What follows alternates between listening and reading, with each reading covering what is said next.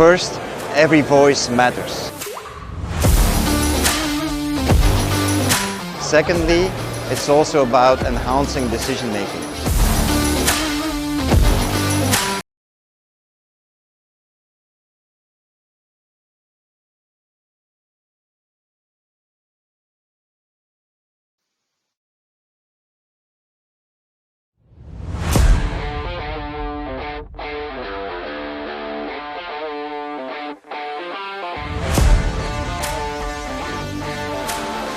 First, every voice matters. Secondly, it's also about enhancing decision making.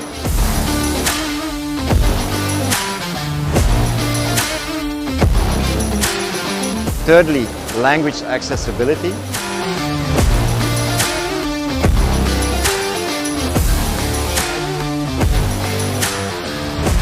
And finally, it's also about customer-centric approach.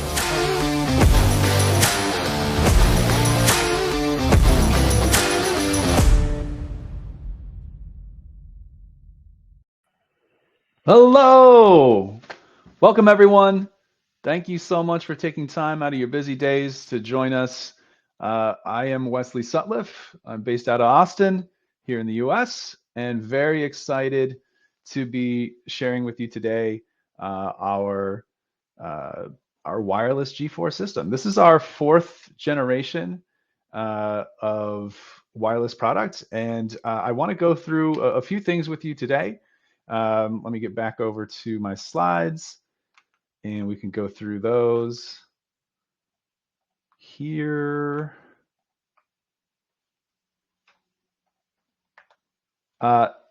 So before I get into everything, I wanted to make sure that I covered a couple of bases. So I know everyone's got a lot to do. So this is about 30 minutes.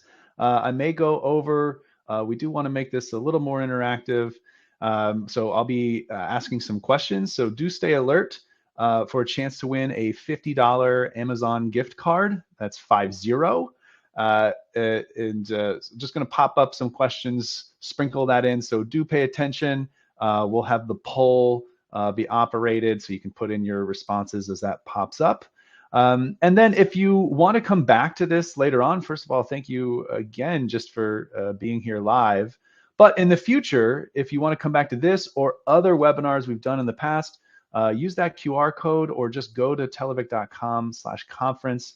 Under support, you'll see a section for these webinars. So what are we going to cover today? Well, as the name implies, we're going to go over the G4 product range. I'm going to dive a little deeper than a typical sales presentation. I really want to showcase the connectivity. I want to talk about the features. I want to share with you my personal insights into some of the pros and cons. I'll talk a little bit about limitations, but I do want to stay relatively high level today.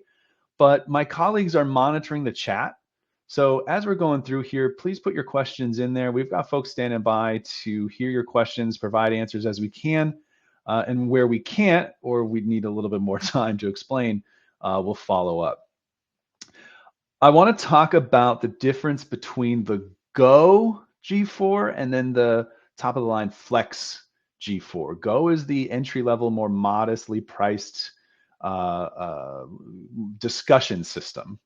So I want to make sure it's clear what the Flex has and then what the Go has and what it doesn't have. So I want to make sure that's clear today. And then what I really got excited about is the ability to combine the wired system with this G4 wireless system. So I'm going to talk about a couple of use cases, again, some limitations, and give you some insights as to what I've seen so far that's really working well with that combination. So that's it. It's going to be those 3 blocks. Again, it should take about 30, maybe 40 minutes if I get long-winded, but we've got a lot to cover, so I am going to jump right in. So, okay, wireless systems. Really convenient in terms of just placing them on the table, but there's a lot of things to consider that we focused on in the development. We wanted this to be a worry-free wireless. We wanted the flexibility, we wanted the security, and in terms of power, we wanted this smart battery management. So we've been learning and learning across the iterations, the generations of our wireless product.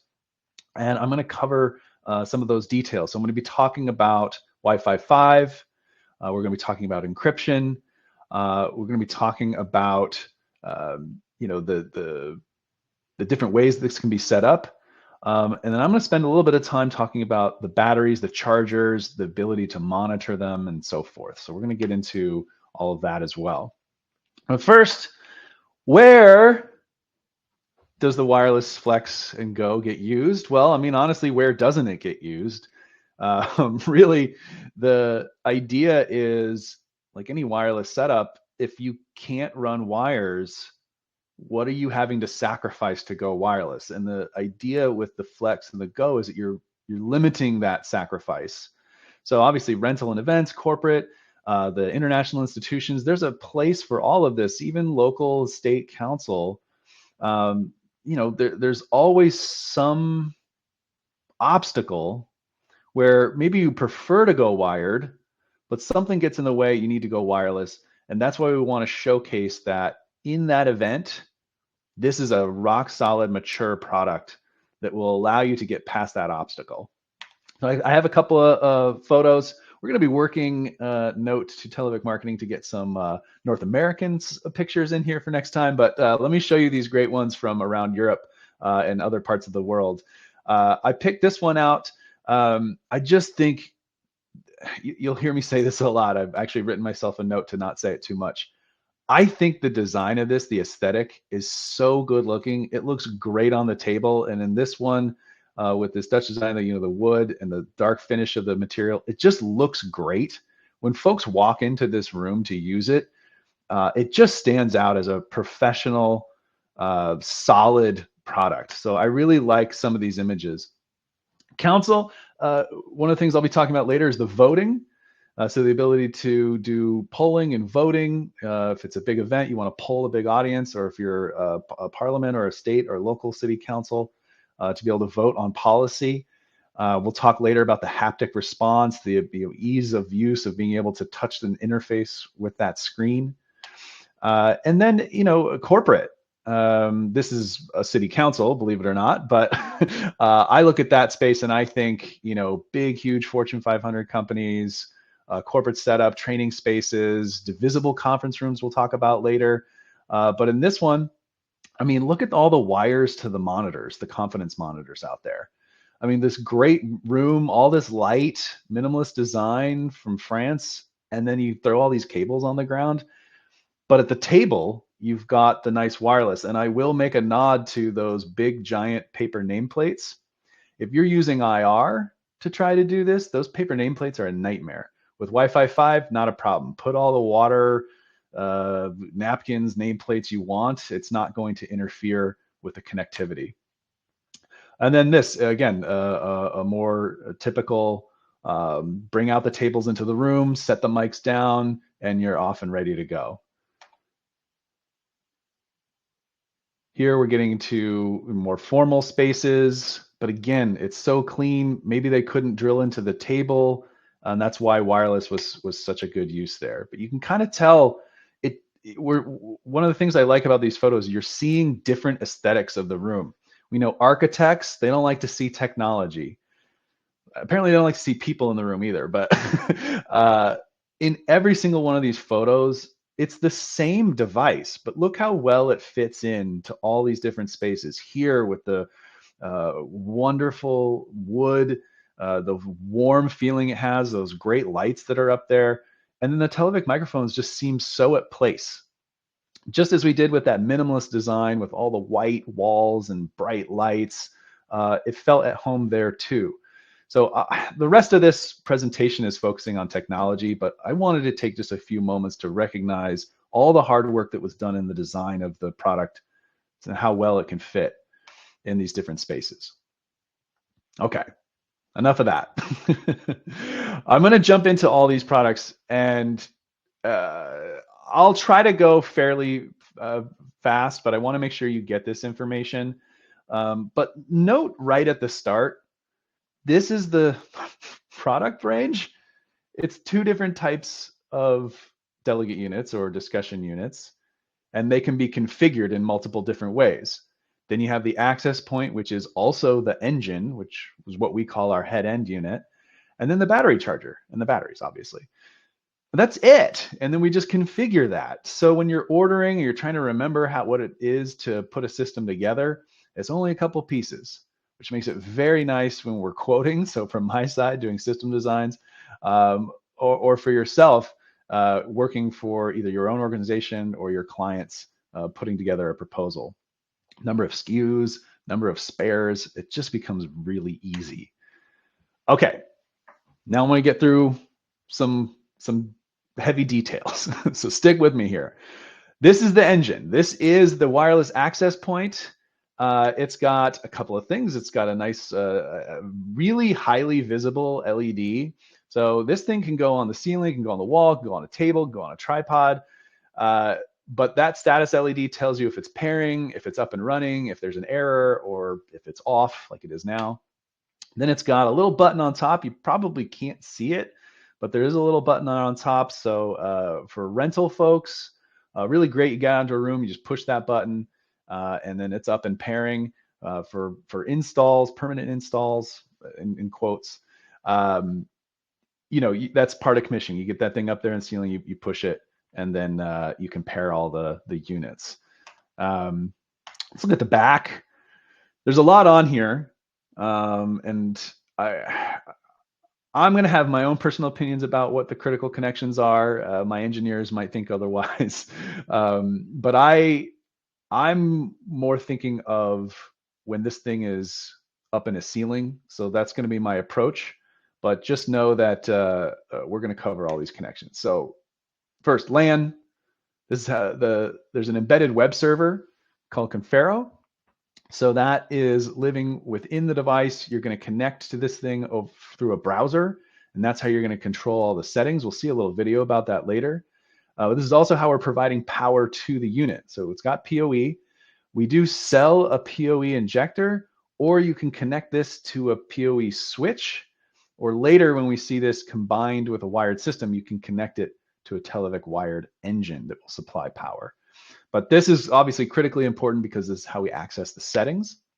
Then we have our Plexus ports. We can use these in a lot of different ways. Most notably when we're going to connect this, either we're going to stack these to get a really big auditorium, for example, or if we're going to do some combination with the wired system.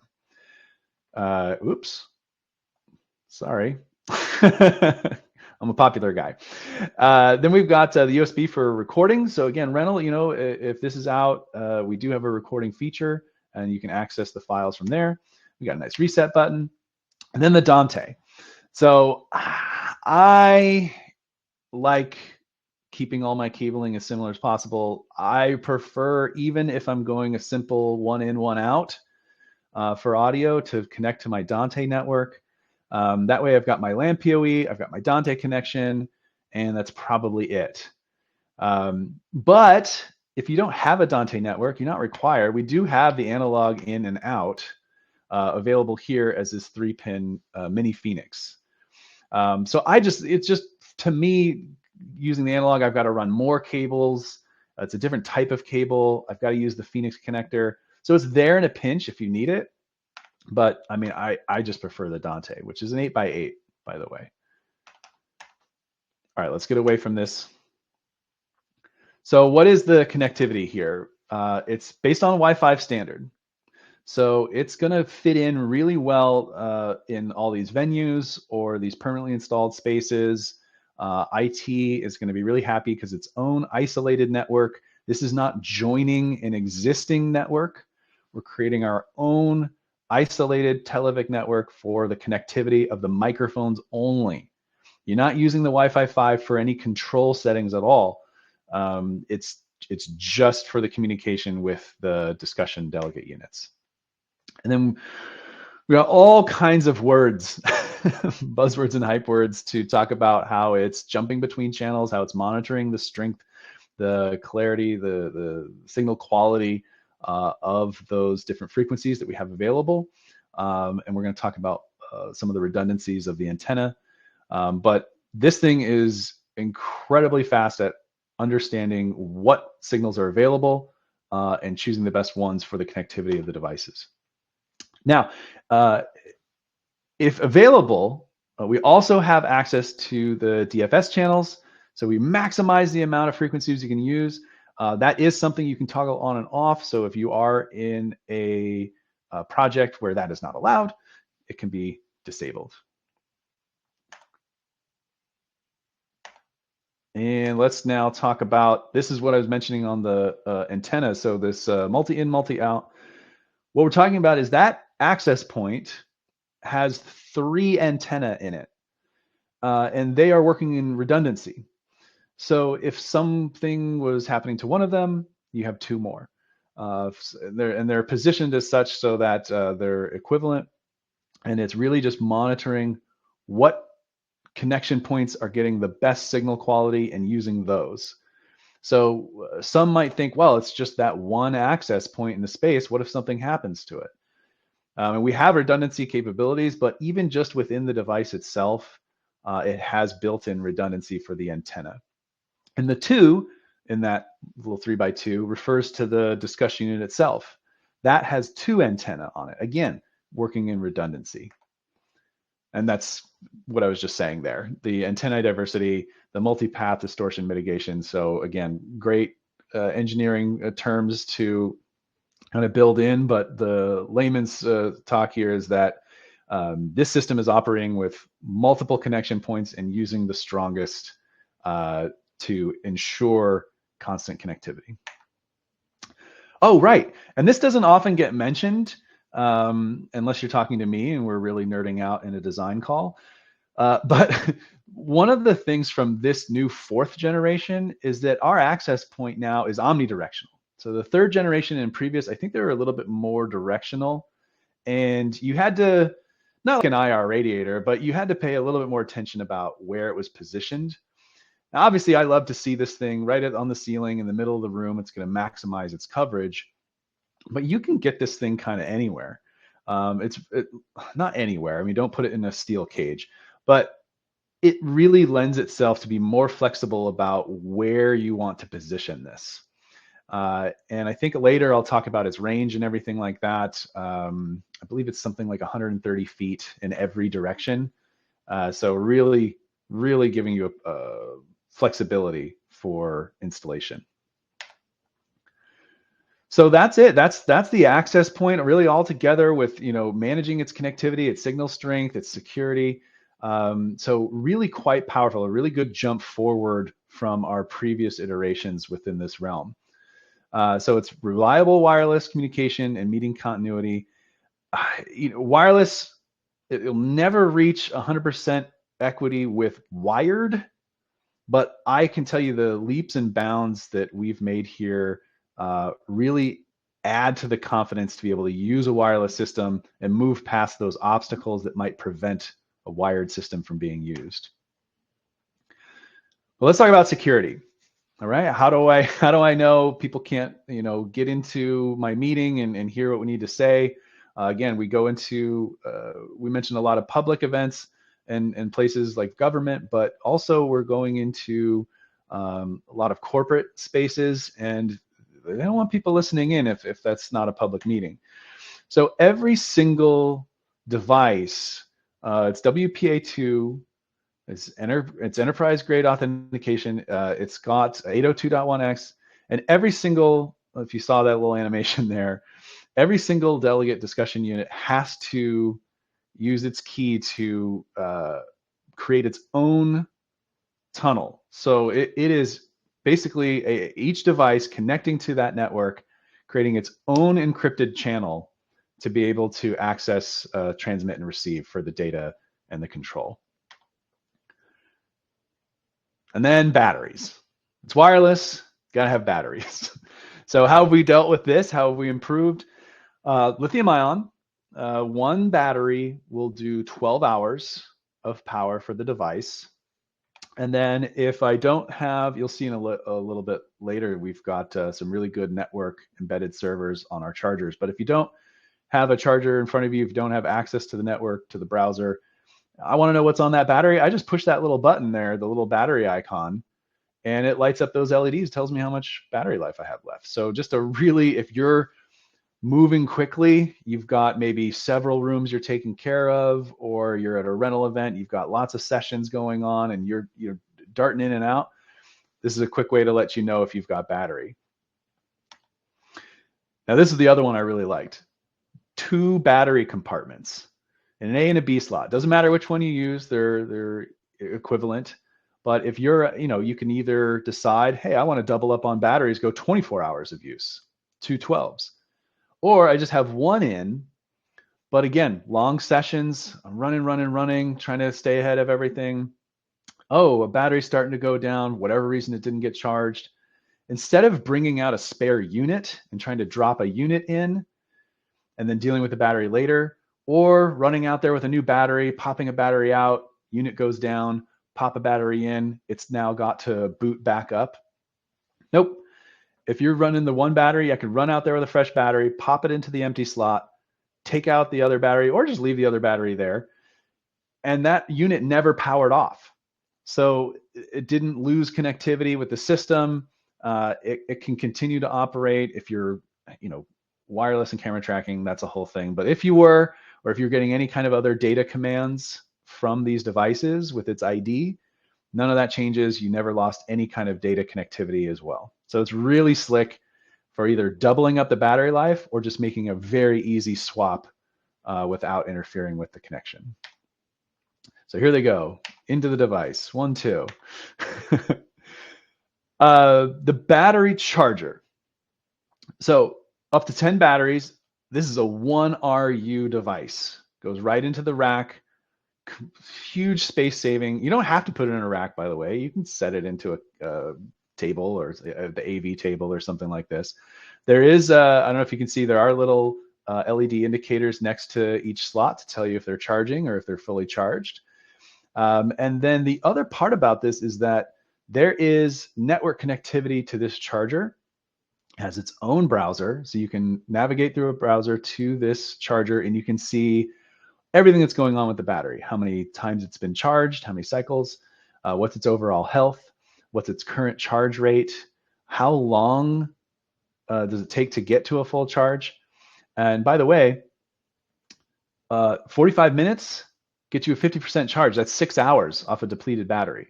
So we talk about those fast charging cars and trucks that are out on the road, and we have that here.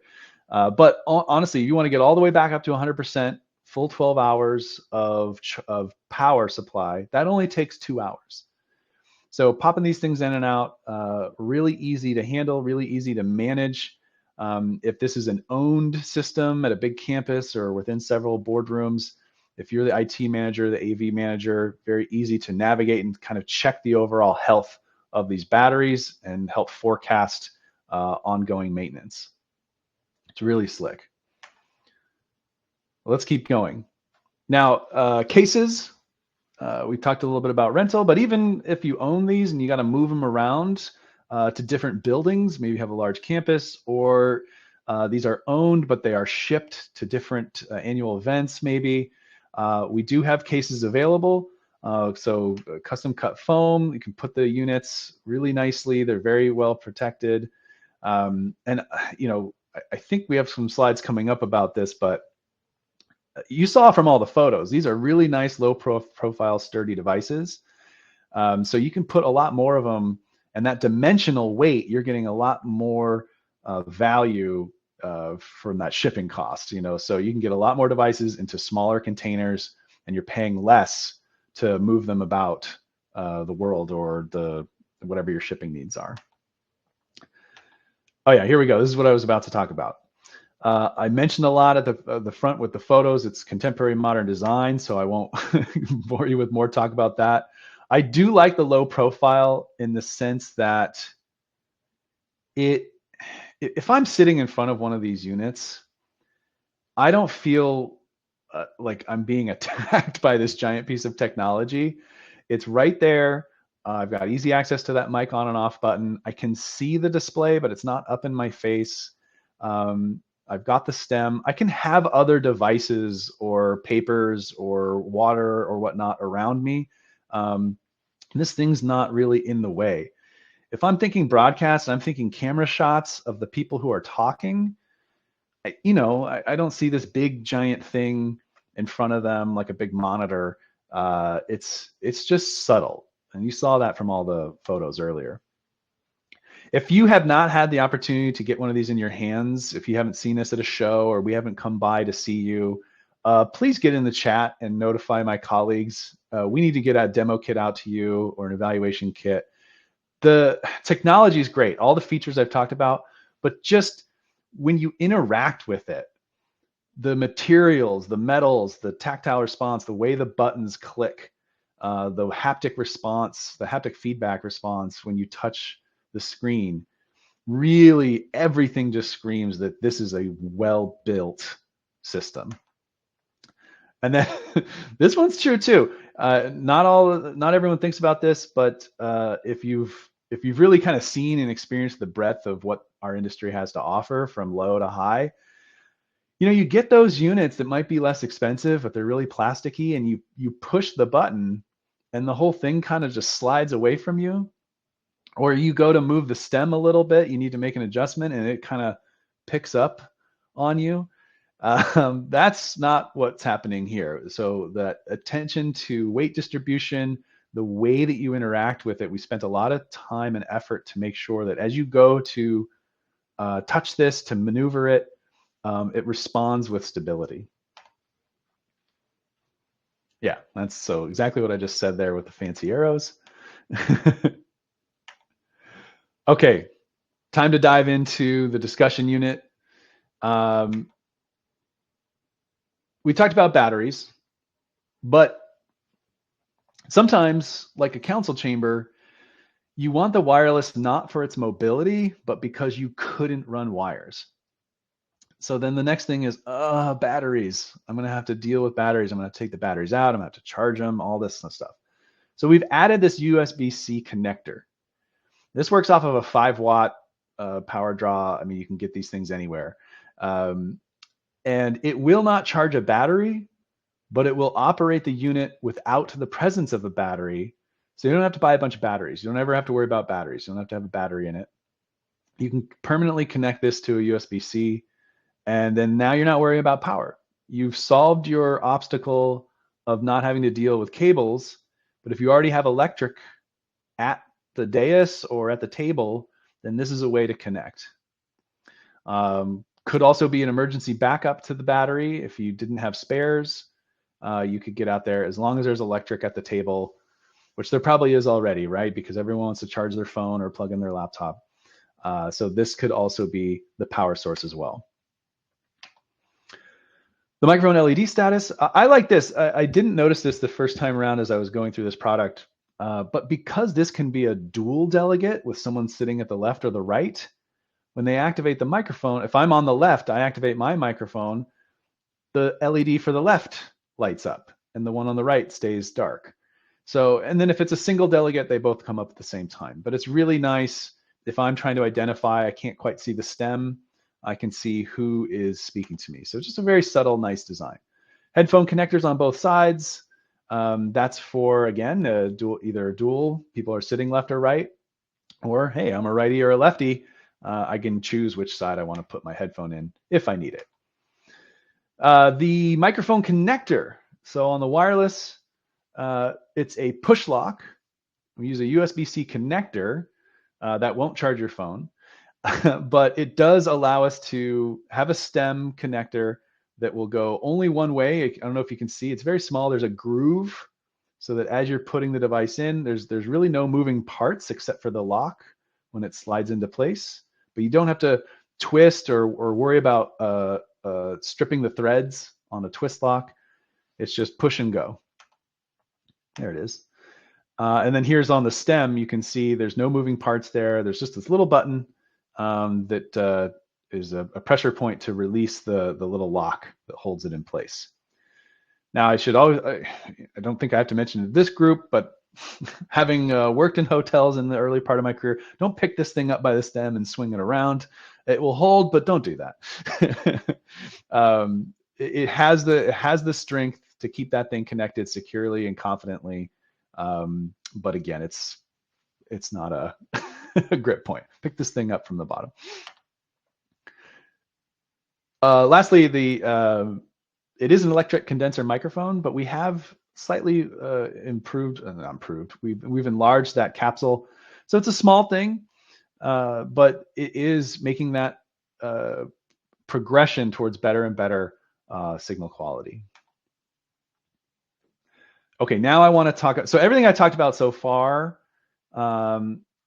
is the same for Flex or Go, but I want to start getting into the differences a little bit. So the Flex, as the name implies, is very flexible. We have the ability to add more features, whether it's voting, whether it's language interpretation, whether it's using an RFID card for authentication or a PIN for authentication. There's lots of extra things that we can do because there's a touchscreen on it. And on the Go, there's not a touchscreen, so we can't add anything else to it. So we're going to talk about those differences as we get further along the line. So now I'm going to start showing things that are specific to the Flex. So we've got, okay, well, they both have buttons and LEDs. But yes, these are reconfigurable as well in that you can go from a chairman or a delegate, which means the chairman has that priority key. And the button doesn't change. It just has these little LEDs that will change depending on how you've set it. And then you've got the badge reader. And then you've got the headphone connections, which I mentioned before. And then the big 5.2 widescreen touch display. So what I liked about this is it's just really crisp. I don't know the pixel count, but it is very clear. I think I talk later in a slide how there's a light sensor that adjusts its brightness automatically. And then it has this haptic feedback, which you can turn on or off. Not everyone likes the haptic touch. What is that? But if you're voting, I want to know that I hit that button, that I made my choice, and that choice has been recognized. And that haptic feedback goes a long way to do that. Volume control, again, you're going to put the headphone in. You're going to want to control the volume. So we've got that. And then if you are, forgive me, this is not the right term, sight impaired. I apologize. If I am not quite able to see that touchscreen, the visuals that are on that touchscreen, there are tactile reference points, not Braille, but there are tactile reference points for accessibility to be able to know and line up where you need to press. That's that light sensor I mentioned. And then really, the thing you can do with this, that touchscreen, it just allows you to give a lot of different visual information.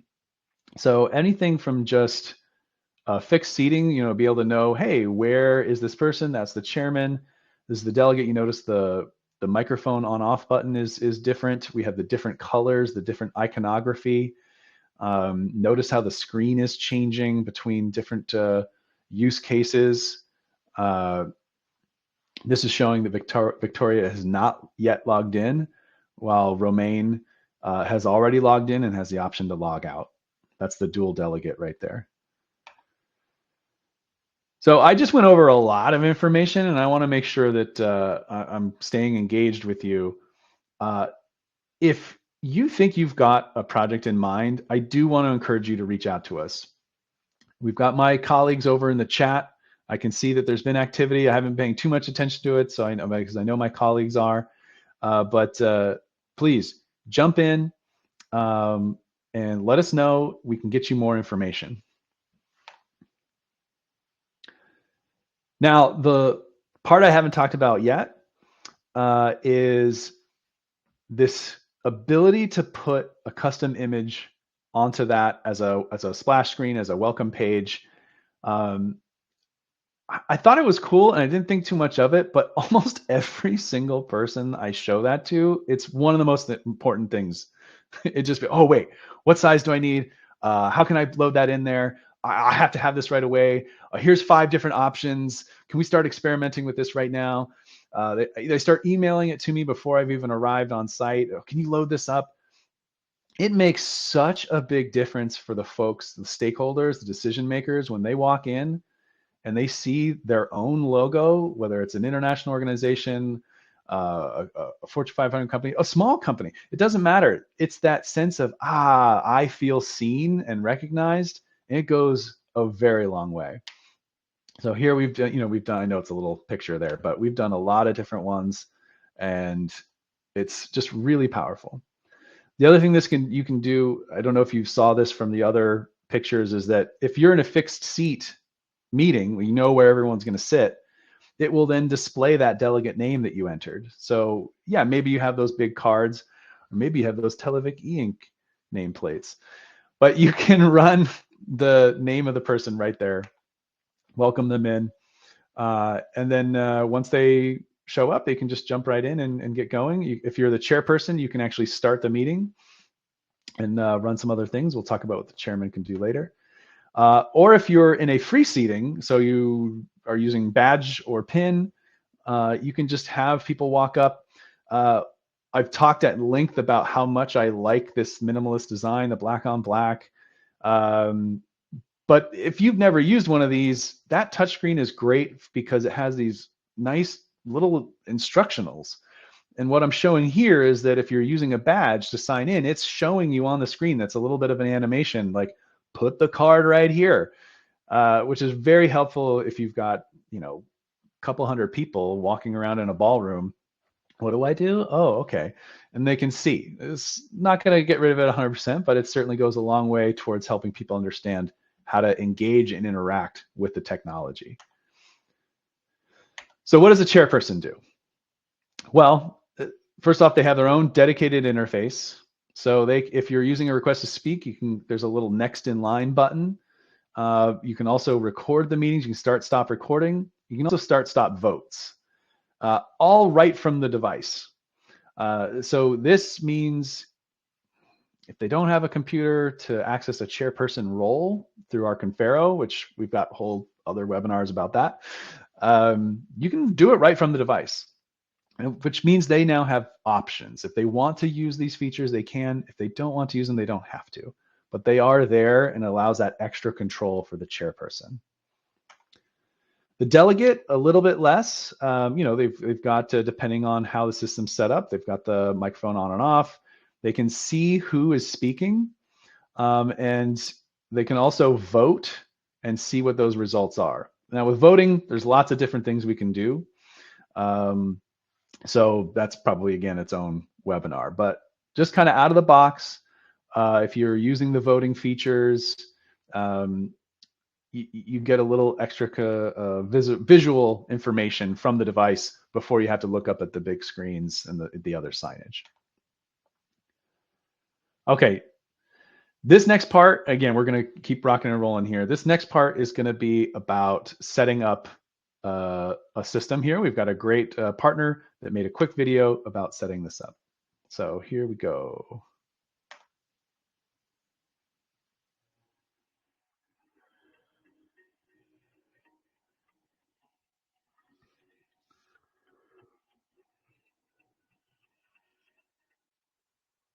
Whoops. Sorry about that. So what we're looking at is, I know it's the audio. We're not hearing the wonderful electronic music playing along with it, but I'll just narrate over it. Essentially, as you can see from the text that pops up, all you have to do is pull this out, put the battery in, put the stem in, and connect the access point to the browser. And you're able to access all those settings. And what's happened is, upon powering up, they are pairing to the access point. And it only took a few seconds. So once you go in and to the browser and make the adjustments you need for your particular meeting, you're then able to operate the system as well. Look at the frequencies, look at the battery life, which devices are connected, which ones are maybe experiencing a challenge. Everything can be done right from your laptop. And then there he is, he's going to add that custom logo right onto the unit.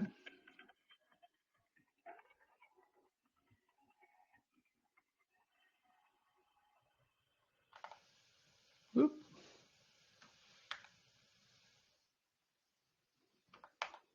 Okay. So now we're up for that first question. So I hope you're paying attention. This one's a little easy though. Let's throw you a softball here in the beginning. What is, for you, the most interesting capability of the Confidia G4? Is it the wired and wireless combination? Is it the overall design, the audio quality, reliability? Is it battery management, flexibility? We want to know. This is just purely your insight. There's no right or wrong answer here. I believe polls are open. So please, if you can see in the lower corner of your screen, there should be a polls section. You can go there and you can answer for yourself. For you, the most interesting capability of Confidia G4. I'll let you do that here for a moment. Then I will continue on. All right, I'm looking at the time. I know I've been coming a little long-winded, so I'm going to go a little faster. The Go G4, these slides are a little off, so bear with that. There's the LED indicators. So that's not a touchscreen. There's different LED indicators. You still have the same tactile references as the other device. You still have the microphone button that can be set different ways, chairman or delegate or dual delegate. So you still have all those controls, still have the headphone connectors, still have the volume controls, all those different things still exist on the Go. It's basically the same device. Still has the RFID badge, doesn't have that nice graphic about how to use it. But you can mix and match these. So you don't have to make that choice of, oh, if I'm a rental, what am I going to put my capital investment in? Am I going to go Go? Am I going to go Flex? You can spread that out. But really, the reason why we have the difference is that if you don't need all the things for Flex, there is a more affordable option. This is about a 20% difference in cost. So that's really critical. Here we have a comparison table. I want to have this up here for just a moment. Screenshot it or come back to this later or reach out to us. We can go over these again. But really notice that it's from voting kind of mid-screen down, the voting language selection, the badge ID, all that is not available on the Go. These are extra things that are available on the Flex, and it mostly has to do with our ability to add these licenses to Flex, which is a one-time purchase. They live on in perpetuity. Those licenses are not set to a specific delegate unit. If I had an inventory of 100 units, I could buy 10 licenses and I could apply those 10 as needed, or 20 or 30, and I could grow that over time. So we're really trying to find a way to enter into the ecosystem of the Televic Flex. Televic Flex, the wireless, and then be able to scale up as needed over time as you're seeing the return on your investment. Now, question number 2. I just had that list of features up. What feature is not possible on the Confidia Go? Is it dual delegate? Is it next in line? Is it the haptic feedback? Is it configurable as a chairperson or delegate unit? Is it USB-C power? Which one is not possible on the Confidia Go? That poll section should be open now. You should be able to make your choice. Again, sorry, I'm going to move on because I do want to cover this section before we wrap up. Wired, wireless. I mean, can you tell the difference? The wired one has this tiny little divot where the cables have to go through. That's it. They're specifically meant to go side by side so you can combine them as needed. So what are some of the use cases for doing that? Well, we talked about it at the front. Maybe you're not able to run wires to every position. So we see this a lot in a council chamber where, sure, maybe the dais you can get cables to, or maybe it's the opposite. The dais you can't, but other places you can't. So you have older buildings, or you have different desks and different spaces throughout the room. So this is a way to keep a more unified experience, but solve those problems of you not being able to run a wire. Or another thing that I see often with local government is you have that dais. That's for the big, city councils, county council. But then other committees, other departments, they come into the same space and they have like a big table kind of at the floor area. They bring in tables, you can bring in wireless mics. And again, you're not having to double up on systems. You just add the wireless mics to the existing wired system. And then also accessibility. So you may have seats or positions that require wheelchair access. Maybe don't need a position there all the time. But when you do, you simply drop a wireless unit into place and you're up and running. How does that look? Okay, wired. Yep. Classic daisy chain. By the way, I do know we can close the loop on that, do a closed loop for cable redundancy. And then you just add the access point. So remember before I showed you that there are different connections. So you can do a Plexus connection, provide power, and then you have your settings are all through the wired engine at that point. But these are all just one system now, and that's a coupled combined system. What about interpretation? I know we've got some folks from around the world here joined us on the call. Not everyone's speaking the same language. If you have an existing interpretation system, you've got some other brand or some other method, maybe it's a remote simultaneous interpretation system, whatever it is, you've got some other provider of interpretation, you can connect Dante to that system. Now I'm showing some Televic things here, but just pretend it's some other thing.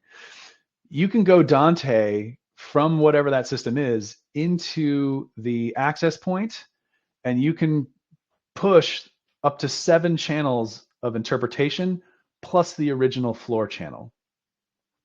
And that's all possible. And then the audio through Dante goes back the other way, and you can use Dante as a source to feed that interpretation system.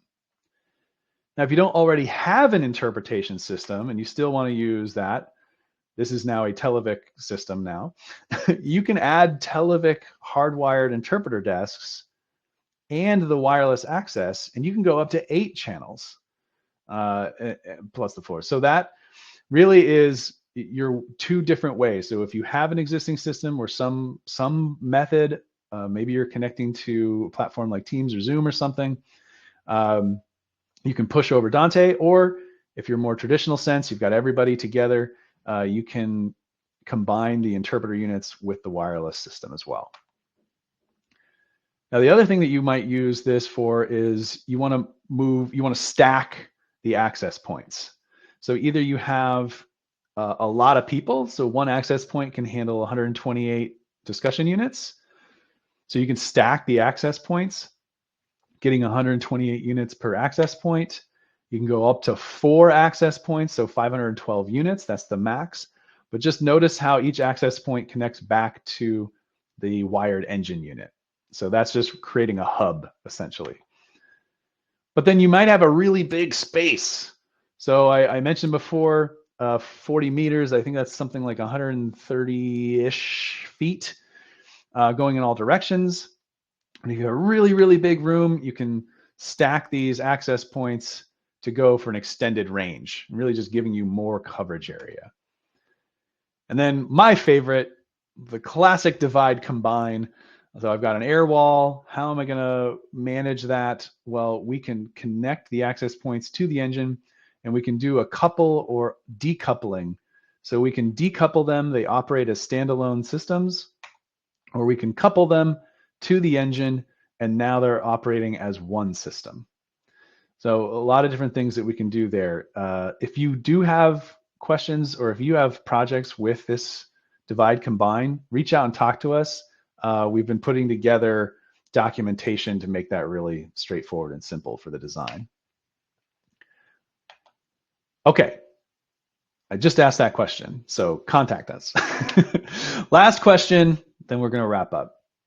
So I hope you were paying attention for the languages, because I snuck this one in here. How many languages can be inserted with Dante on the access point? Remember, I'm saying Dante.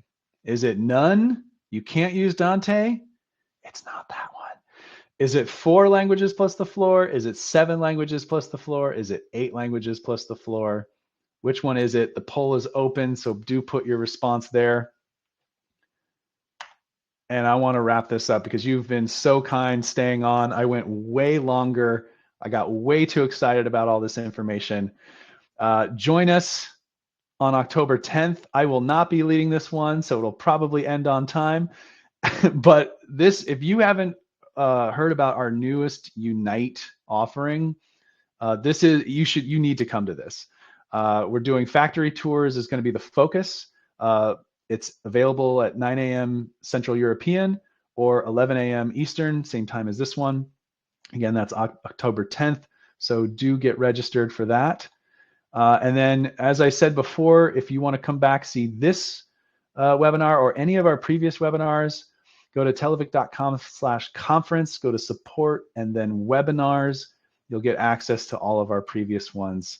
You can watch them there. And then please do follow us on all of the socials. We do post quite a lot of content that I think is fairly relevant. It's updating you on features, showcasing new use cases, feedback from different users. So it's worth taking a follow. So please use any of those QR codes to get connected with us. And also, we want to know what you have to say. So one of the easiest ways to give us feedback is through these connections on social. All right, that's it, folks. You've been so incredibly kind. Let me go on and on. As you can tell, I'm very proud of this new solution that we have. It's the G4. Quick story. Like, I first came across Televic many years ago, and I could tell just from, I think this was, gosh, it was a wired system. Might have been a G2. It was quite a while ago. And to watch how much they've been listening to folks like you, taking in criticisms, compliments, just overall information, and keep growing. So this is where we are today. I look forward to where we're going tomorrow, and we're going to go there together. So thank you all very much. Have a great rest of your day.